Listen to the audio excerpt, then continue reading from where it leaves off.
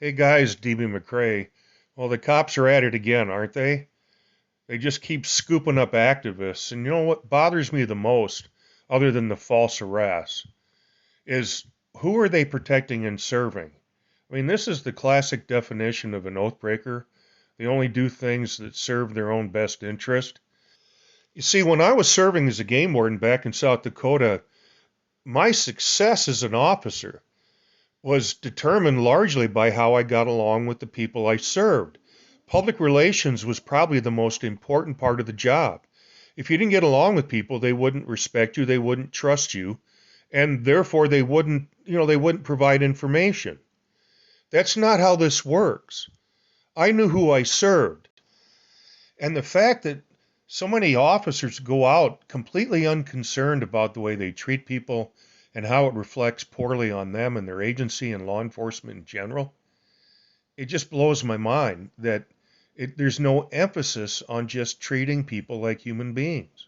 There's a concept called procedural justice, and I might have to do a video later on about what that is and how it works.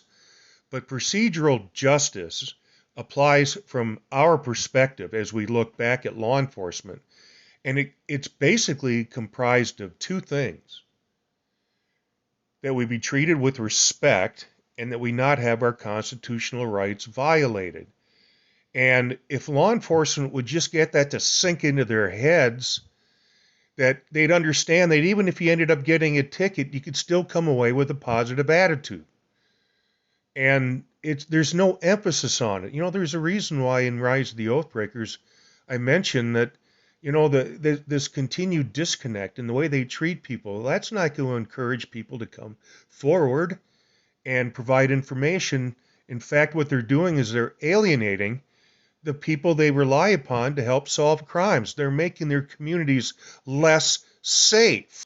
Going back to when I served as a game warden in South Dakota, the small town cafes, whatever, I tried to stop in and grab a meal as often as I could because that was an awesome time to do some glad handing, and you availed yourself to the public and they could ask questions. But that's how I was developing the trust, and I earned that. I could be sitting at a booth all by myself, and folks would come into the cafe, they'd see me, and they didn't even hesitate. They'd just plop down right across the table from me, and they start asking questions. I can't even count the number of meals I ate cold, but I didn't care because they were more important. As a law enforcement officer, guys, you have to be approachable. This new breed of officers, they don't even smile. They don't even come close in terms of showing respect to the people they serve. Part of the problem, maybe it's even the main part of the problem, is that the system they work under, it doesn't even encourage that kind of interaction between officers and the public. I mean, the problem starts with who they're hiring. I mean, basically, I think they're hiring, uh, I don't know, let's just call them what they are, sociopaths. And then they put them through an academy that only teaches them to be afraid all the time and act like their lives are more important than ours. And so they come out and they come out of the academies, they go into a field training program, and don't think for one second that field training programs make those officers better officers. The average field training officer is a grumpy 10, 15-year veteran, and they've got a really bad disposition, and they don't like anybody, and they're pissed off all the time. So they plug these new kids into a field training program that whatever good they learned in the academy is gone. And it's literally true. Field training officers say, if you want to survive out on here on the streets, you forget all that stuff you learned in the academy. You're going to do it my way. Well, now you've got this young, impressionable recruit who wants to be an officer, and the field training programs are not easy. So the field training program, the field training officers fill out what are called DORs, daily observation reports. And if that trainee doesn't do everything that they're told by the training officer, they're going to get gigged at the end of the day on the DOR. Now you see the problem. And the training section, they don't care. The chief doesn't care.